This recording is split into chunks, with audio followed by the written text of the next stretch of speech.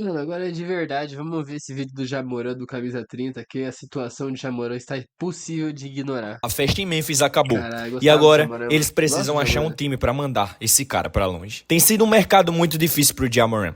E não tem sinal de que isso vá mudar. Quando eu Será digo que que ele não? não tem valor, eu acho que nem Não é a tem palavra valor? certa. Não Eu é acho que ele possível, tem o mano. que chamam na liga de valor negativo. 4 anos atrás, Ja Morant era o ser humano mais empolgante de todo o basquete. E eu não tô exagerando.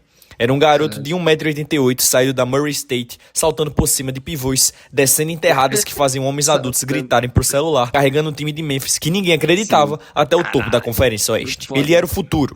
Não parte dele, literalmente o futuro. E Memphis olhou pra ele e disse: "Você é a pedra fundamental dessa franquia. Aceita 200 milhões de dólares e seja o rosto de Memphis pelos próximos anos." Hoje, o próprio time dele está oferecendo ele no mercado de trocas. E a parte mais insana é que ninguém quer Ja Morant. Cara, ninguém quer. Mas vai ter um time de 20 hora vai pegar, certeza, mano. Morant with a Não running tem como. start. Nossa, mano, não tem Dunk! como. Oh my Talvez goodness! seja que não quer porque ele vai lesionar, né? Que ele vai lesionar. Tem isso. Jackson allowing Morant to create opportunities. Against Mas eu falo, mano, vai ter alguém que vai Melton. aceitar assim. Não tem como não Lob. aceitar essa. Oh my goodness! Eu quero que você realmente pare e pense no tamanho disso. A pergunta não é o Ja está machucado. A pergunta não é o Ja está numa fase ruim. A conversa real que está acontecendo dentro dos escritórios de NBA agora é se o jogador que a gente se apaixonou simplesmente acabou, como aconteceu com Derrick Rose depois da lesão contra o Philadelphia. E existem 3 coisas que nos trouxeram até aqui: a suspensão que ele recebeu, os números dele em quadra e o quanto ele ainda vai receber por isso. As pessoas estão falando do Ja como se ele tivesse 36 anos e no fim de carreira, quando ele deveria estar entrando no auge. E o mais triste é que o Ja está prestes a entrar no cemitério de armaduras explosivos que a liga amou e depois viu desmoronar. MVPs, caras que pareciam exatamente com ele. Hoje eu vou destrinchar os rumores de troca do Ja Morant, como a gente chegou nesse ponto e pra onde isso pode ir. Se inscreve no canal pra você não perder nada dessa off-season, deixa o like no vídeo e agora, sem mais enrolação, vamos continuar. Deixa eu te levar de volta pra 2021. Ja Morant não era hype, ele era o pacote completo. Escolhido na segunda posição do draft de 2019, atrás só do Zion Williamson, por um momento, Ja Morant parecia ser o rosto da próxima era da NBA. O cara enterrava em cima de pivôs, ganhou o prêmio de jogador que mais evoluiu, foi pro All-NBA e levou um Memphis jovem e desacreditado, que deveria estar anos de distância da competitividade, direto para as melhores cabeças de chave do Oeste. E os números não só eram highlights vazios. Na sua melhor temporada, 22-23, o Ja fez 26 pontos e 8 assistências por jogo, como a opção número 1 de um time que de fato sonhava com o título. Então, Memphis fez a única coisa que fazia sentido. Foram com tudo. Deram pra ele um contrato máximo de 5 anos, 197 milhões de dólares, totalmente garantido. A franquia inteira era o Ja Morant. Só que de alguma forma, esse contrato virou um desastre absoluto. E tudo começou a rachar em 1º de novembro de 2025. Memphis enfrenta o Lakers numa partida da NBA Cup. Na superfície, o box score não grita catástrofe. Já termina com 8 pontos em 3 de 14 nos arremessos, irrelevante no jogo. Mas se você assistiu, viu algo pior que uma noite fria. Vi um cara mentalmente desligado. Em um momento, ele literalmente se afastou do próprio banco durante o pedido de tempo. Saiu do próprio grupo, desconectado. Depois da entrevista, perguntaram o que tinha acontecido. E a resposta dele basicamente foi: pergunta pro treinador. E aí veio a frase: segundo eles, provavelmente é melhor não me colocar pra jogar. Memphis suspendeu ele por uma partida. E não foi uma reação aleatória. Segundo o jornalista Shen Charania, o técnico Thomas Izalo confrontou a liderança e o esforço de Ja numa conversa pós-jogo. E ele respondeu num tom que o time classificou de inapropriado. A suspensão custou cerca de 272 mil dólares em uma única noite. E aqui está a parte mais triste. Izalo era exatamente o técnico que Memphis trouxe para tirar o melhor de Ja.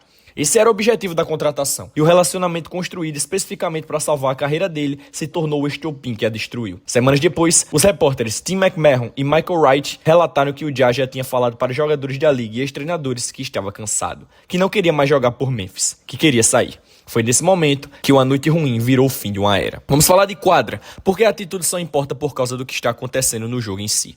E aqui está uma verdade desconfortável. Ja Morant nunca foi um bom arremessador. Sei que parece duro, mas os números não mentem. Na carreira, ele converte 31% nos arremessos de 3, exatamente igual ao Russell Westbrook, um cara que já virou meme por não saber arremessar. O sonho de um Ja MVP sempre dependeu da ideia de que ele evoluiria pelo menos o suficiente para manter as defesas honestas. Isso nunca aconteceu. E essa última temporada despencou para 23,5% de 3, pior marca da carreira. Se você não arremessa, todo o seu jogo precisa ser construído em cima de penetrar e finalizar na cesta. E é exatamente isso que está escapando nas mãos deles. Scouts já perguntaram se ele perdeu a explosão. Há quanto tempo não vê o queixo na altura da cesta? E não é só impressão.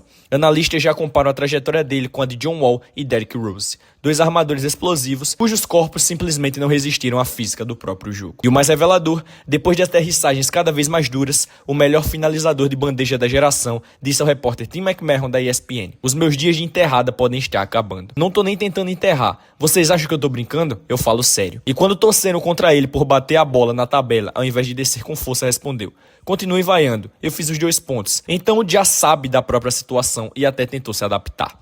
Mas a matemática ficou feia. Ele converteu 41% no geral essa temporada e seu índice de eficiência caiu para 16,6. A média da liga é 15 e a marca dele na carreira é 20. E para completar, ele não consegue ficar saudável. Desde os anos de All-Star, jogou menos de 40% dos jogos disponíveis, 79 partidas em 3 temporadas. O executivo da liga resumiu o valor de mercado de Ja em 3 palavras: disponibilidade, atitude e produção em queda.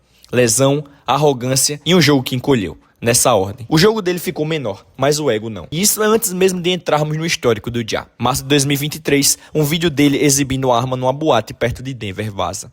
A NBA suspende ele por 8 jogos. Tudo bem, erro de juventude. Só que meses depois, ele é flagrado fazendo praticamente a mesma coisa numa live de dentro de um carro. A liga aplica um martelo, 25 jogos de suspensão, custando mais de 7 milhões de dólares em salário. Depois vem uma multa de 75 mil dólares em 2025 por um gesto inapropriado em quadra. E então, a suspensão recente que acabamos de falar. Você percebe o padrão? É a mesma estrada de novo e de novo. E cada vez que isso acontece, 2 coisas sobem: a frustração da liga e um imposto invisível sobre o valor de mercado dele. Porque quando um time negocia pelo Ja em 2026, não está negociando só por um jogador de basquete. Está negociando o risco. Risco de lesão e risco da próxima manchete. A liga já viu esse filme antes. O armador explosivo, atlético, subestimado, que toma a liga de assalto, assina um contrato gigante e depois vê o próprio corpo se voltar contra ele. Existem 3 nomes que deveriam assustar qualquer fã do Ja. Derrick Rose. Em 2011, virou o MVP mais jovem da história aos 22 anos, mais jovem que o Ja é hoje. Levou o Bulls a 62 vitórias, a cidade era dele. E no primeiro jogo dos playoffs de 2012, rasgou o ligamento do joelho. Foi o começo do fim. Ligamento, menisco, mais cirurgia. O MVP mais jovem da história passou o resto do auge pulando entre 6 times, vindo do banco, correndo atrás de minutos. John Wall, ex-primeira escolha do draft, 5 vezes All-Star, um dos armadores mais rápidos que a liga já viu. Em 2017, Washington deu para ele um super contrato de 171 milhões em 4 anos. Depois vieram os problemas no joelho e o rompimento do Aquiles depois de escorregar na própria casa. O contrato gigante ficou impossível de negociar. Foi parar no Houston Rockets, que simplesmente concordou em pagar para ele ficar em casa sem jogar enquanto tentavam achar uma troca. E nunca acharam. Ele recebia cerca de 121 mil dólares por dia para não jogar basquete. Russell Westbrook, MVP em 2017, com média de triplo-duplo numa temporada inteira. Feito que só Oscar Robertson tinha alcançado antes dele. Mas o Westbrook nunca soube arremessar. 30% de 3 na carreira. Quando a explosão começou a sumir e a liga ficou mais inteligente sobre espaçamento de quadra, isso se tornou fatal. De MVP, a jogador que passou por 6 times em poucos anos, eventualmente saindo do banco. O armador explosivo que não sabe arremessar e cujo jogo simplesmente não envelhece bem. Familiar? E tem outro motivo para Memphis querer se livrar do Ja. O que o time tem feito ultimamente? Em março de 2025, o Grizzlies fez algo chocante. Demitiram Taylor Jenkins, o treinador com mais vitórias da história da franquia, no momento em que estavam na 5ª posição do Oeste. Você não demite o técnico mais vitorioso da franquia faltando poucos jogos para os playoffs, a menos que algo esteja profundamente quebrado nos bastidores. Antes disso, Memphis tinha trazido o assistente Thomas Lizalo, justamente para modernizar o ataque e extrair o melhor de Ja. Funcionou por um tempo, até Jenkins retomar o controle ofensivo dos próprios assistentes. O time desacelerou, começou a perder e a tensão entre Jenkins e a diretoria explodiu. O time não conseguia se alinhar sobre como resolver o problema de Ja Morant. Demitiram uma lenda da franquia por causa disso, e mesmo assim foram eliminados na primeira rodada dos playoffs. Naquele verão, Memphis parou de remendar e começou a desmontar. Primeiro, trocaram Desmond Bane, parceiro de quadra de Ja e um dos melhores arremessadores da liga, pro Orlando, recebendo jogadores e 4 escolhas de primeira rodada. Depois, em fevereiro desse ano, trocaram Jaren Jackson Jr. para o Utah Jazz, meses depois de terem dado a ele uma extensão máxima de 240 milhões. O gerente-geral, Zach Kleiman, vem chamando isso de reset, não de reconstrução do zero, e ele sempre fala sobre a base jovem, sobre nomes como Zach Edey e Cedric Coward. Sabe o que está faltando nessas falas? O nome de Ja Morant.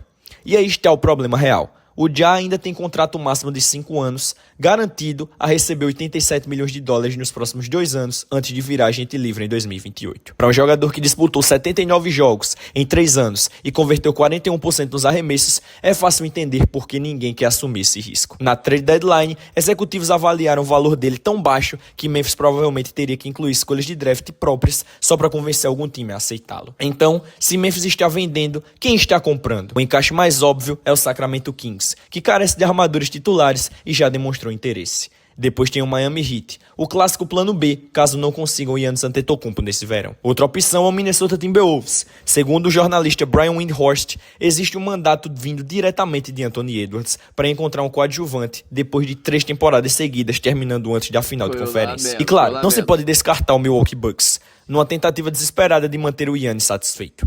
Mas tudo isso depende de uma única peça. Ninguém se move de fato no mercado do Ja até a situação do Giannis se resolver. Os times que ficarem fora dessa corrida são exatamente os mesmos que vão bater na porta de Memphis depois. Quando o Giannis se mover, o mercado do Ja acende em seguida. Mas agora vem a pergunta que pouca gente está fazendo. E se nenhuma troca acontecer?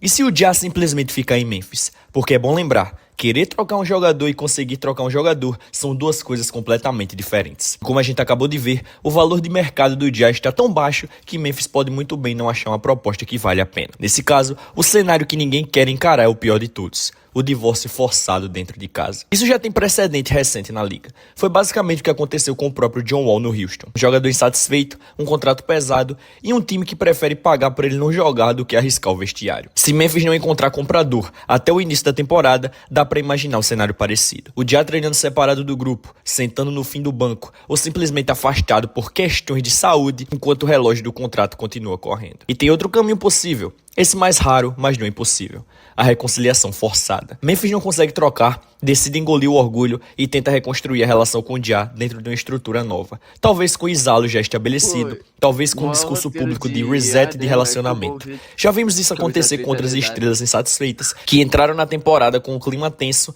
e, sem alternativa no mercado, voltaram a jogar bem simplesmente porque não tinham mais para onde ir.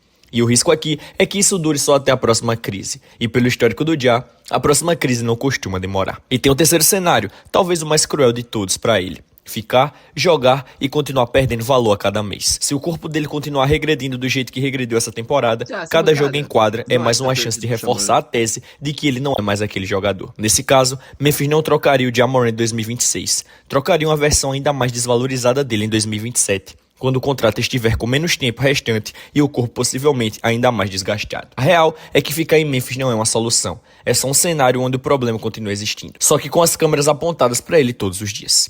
E para um cara que já demonstrou em palavras e em atitude que não quer mais estar lá, isso pode ser o pior resultado de todos. Pior até do que ser trocado para um time ruim. E se você quer entender exatamente o que está acontecendo com a situação do Giannis, eu fiz um vídeo separado sobre isso. E é completamente insano. Então, galerinha, esse foi o vídeo de hoje. Se inscreve no canal, deixa o like e me conta aí nos comentários pra onde você acha que o Ja Morant vai parar. É isso, mano. Caralho.